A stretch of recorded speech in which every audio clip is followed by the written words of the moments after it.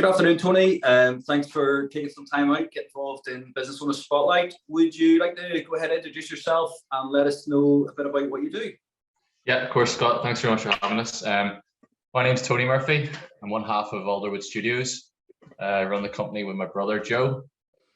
We set up the company, I suppose it started in 2020, but that was on a casual hobbyist basis. And 2021 saw Joe and I quit our full-time jobs to pursue Alderwood Studios as our new career. And more specifically, who would be your ideal client then? So Alderwood Studios, we make custom furniture. To go one step further than that, bespoke, live edge, resin infused dining tables, which is quite a niche product, but we consider ourselves specialists in the bespoke furniture industry. So we make an awful lot of coffee tables and dining tables, and our target market would be, well, in two categories. You'd have your new homeowners or those looking to renovate their homes with the biggest space as possible, to be honest with you, because we like to make 12 to 14 seaters, or business to business is great for us too. If there's interior designers out there or custom fit out companies that would like to add this resin product to their arsenal to get more work, then we can work alongside or in parallel with those businesses. Describe, so you've really niched down. It's just tables you guys do. It's what people come to us for. Okay. We make everything from conference tables to clocks to coasters. Okay. It's mainly dining tables, coffee tables, some conference tables, but all sorts of home decor in between. We do also live edge shelving. So if you have a love for wooden products and you're fascinated by the resin element, which is a relatively new and innovative technique for woodwork, we're the guys to talk to. Yeah, so I'm keen to understand what's the resin element? Could you describe it? Sure. Epoxy resin is a two-part formula. When mixed together, it will start to cure. We mix it and pour it into any gaps and cracks and crevices or voids that live edge timber has.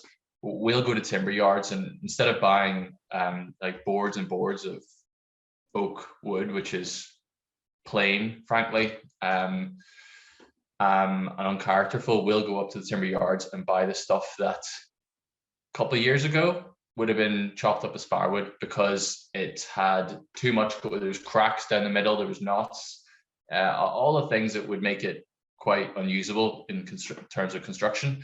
We take that timber now. Obviously, it's all sustainably sourced from storm or disease-felled trees, and we present that slice of nature essentially in its most natural form, using the resin to make the live edge slab more functional. We can use it on one slab. We can mix different slabs together depending on how big the table is. So what would have been seen as a defect before, you're allowing that to be the character and just allowing the wood to be the star of the show, really? From flaws to feature is how we like to describe it. Cool. That's very cool, yeah. And that's amazing. And is it live edge? Is that the sort of unfinished edge? Is that what you're talking about then? Live edge it's the outside of the tree.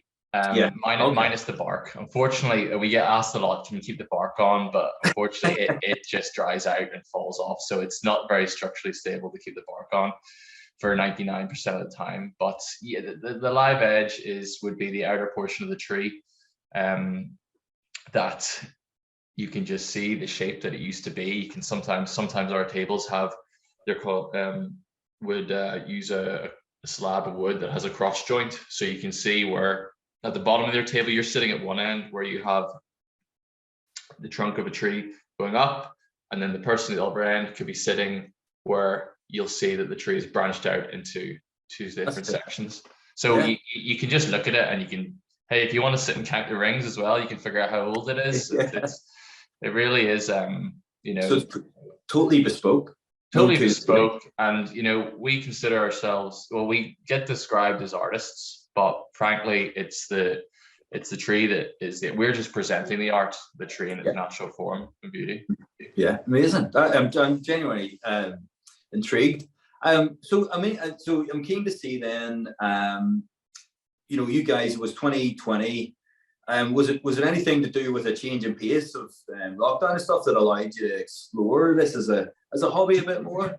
Joe and I have been sitting on, you know, some savings for years, thinking, what do we there's something to it. Like with such a strong relationship ever since we were young, we thought, you know, we'd always like to have a go at entrepreneurship, and we just didn't know what it was yet. We have a history of carpenters in our family, my uncle and my granddad, but that was both of their professions. So we may have had woodwork in our blood, and we lived together in 2020. We rented a house together, where Joe bought it, I rented, which is a funny dynamic for me being the older brother. But we just we're bad for sitting on YouTube watching nonsense most of the time, but we came across epoxy resin tables because it was quite big in Canada and the States, until recently. It's sort of spread across the globe a bit more, but we just watched video after video of how these things are made, and just immediately we were obsessed. We started making them in the upstairs bedroom, ruining carpets non-stop. From there, it progressed to moving into a leaky shed in our one of our friends' properties, and 6 or 7 months ago we moved into the area we're in now, which is a 4,000 square foot workshop and showroom. Amazing. And you know what, the thing that's so apparent for me is the passion you have for it, so much, you know, you love it. I'm keen to see, so, you know, you've officially started the business then in 2021. What's been your biggest learning since you, as you said, had a go at entrepreneurship? Well, the two challenges are, we're relatively, before we did this, we were relatively business minded. Okay. It's not like it was our first attempt at building a business, so there was a lot to learn in that sense, and we're still learning, obviously, because we're still young. But we had to learn the product too. There's no book on how to build these things. It was self-taught through YouTube and a lot of mistakes. Yeah. So we consider ourselves heavily experienced now, because experience comes from, you know, a lot of mistakes, a lot of good decisions and bad decisions, and hopefully there's more good than bad. But you know, it was trial and error. It's feel fast is a phrase that's coming to mind. Yes, for sure. And so what about yourself then? What have you learned about yourself? I've learned I can do it. It was such a huge challenge at the start, and you know, we had our head in our hands for a while whenever we just didn't know what we were doing wrong with certain state, like with management of the business, or, you know, marketing a product or building the thing, you know. But we just kept at it, and we learned how resilient we are, and we learned exactly how close we are, because like I said, we got on excellent before, and you know, it was I wasn't ever hesitant about the fact that Joe and I were going into business. Could it be bad? You know, in the back of your mind, you're like, oh, will this affect our relationship? But absolutely not. It's just made us closer. Yeah. And you said there about resilience and just that you can do it. Yeah. I mean, for businesses, like money is the end game. So, you know, no matter how much you have drive, you know, sometimes you can be unlucky and you just fall at a hurdle. But, you know, we've been lucky enough to have just enough wins along the peaks and troughs of the journey to keep us afloat and keep us growing. Yeah. And do you think, will you say, you know, doing it with, starting a business with Joe, and it's made you stronger? Do you think that do you think you could have done it on your own? No, absolutely not. For psychologically and physically, we're lifting, our tables are anywhere from 100 to 250 kilograms. So that's when they're finished, because you've got maybe 2-inch thick oak that's 10 feet long, Sure. and the resin's not light either, and then you got a big heavy base. So physically, it's not. Fair enough. It's a struggle with two. Sometimes there's some videos out there that would show us absolutely wrestling with slabs of wood, but no, I wouldn't want to. Like a workshop environment would be lonely on your own, and I know a lot of people do have to do that, but we're very fortunate that the two of us have been able to lean on each other and keep the thing going. Yeah. So and you said like psychologically leaning on each other as well. Well, it's not fun in here when both of us are in a bad mood. Yeah. But for the vast majority of the time, if someone's having a bad day or period of time, we'll just walk over and punch each other and say, "Come on, let's go. You got this." Make a joke. Let's go. Come on, let's go get a coffee. Just get each other out of that bad headspace, because yeah, you can spiral quite easily when you're trying to say build a bespoke product, and every step of the way is just kicking you. Yeah, there's nothing to copy really. Sure, there's not. Yeah. What about you said about learning the business, how to build a business, in terms of marketing and sales and all of those things. What aspect would you say was the most challenging for you?